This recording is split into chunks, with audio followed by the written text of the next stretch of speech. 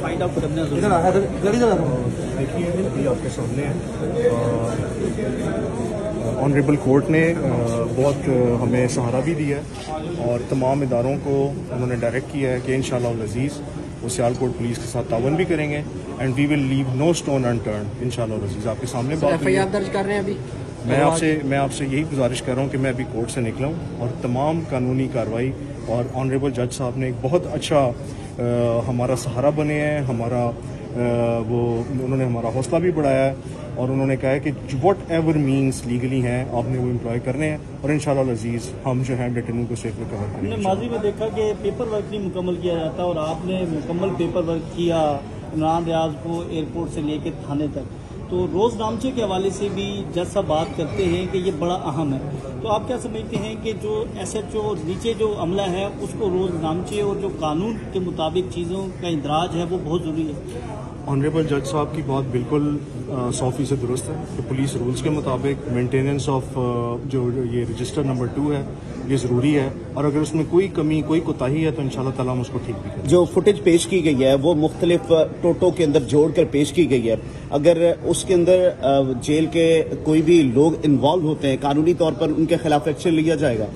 ये अभी आप स्पेकुलेट कर रहे हैं, मैं इस पॉइंट पे नहीं कह सकता कि वो जो फुटेज थी उसमें कोई एडल्ट्रेशन है या अमेंडमेंट है एज वी आर स्पीकिंग।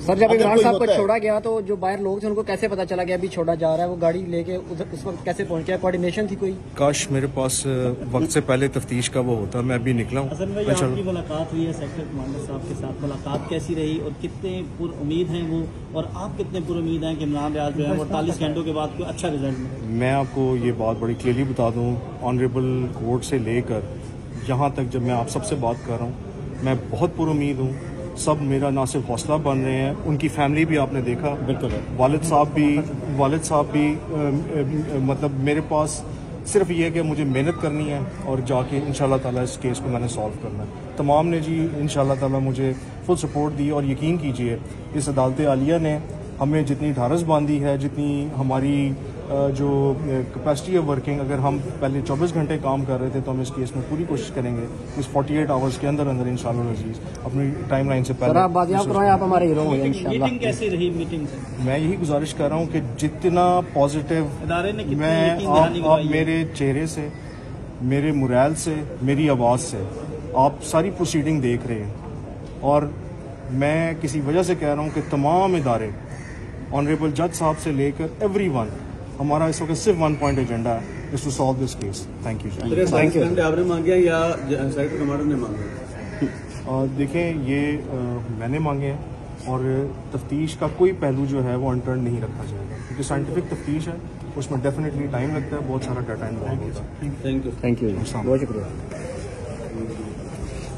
जी। ये DPO सियालकोट हसन साहब मीडिया से गुफ्तगू कर रहे थे।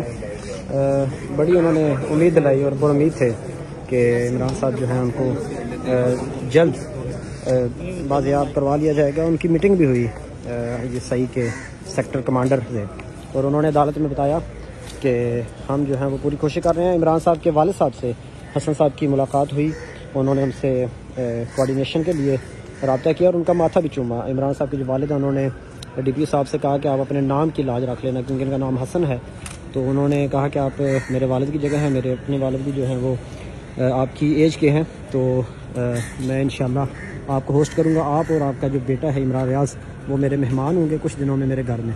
तो ये एक बड़ी पॉजिटिव बात सामने आई है। अभी 48 घंटे का वक्त है, अभी जो उनकी गुफ्तगू से उससे लग रहा था कि कोई जो उम्मीद की खबर है वो आने वाली है।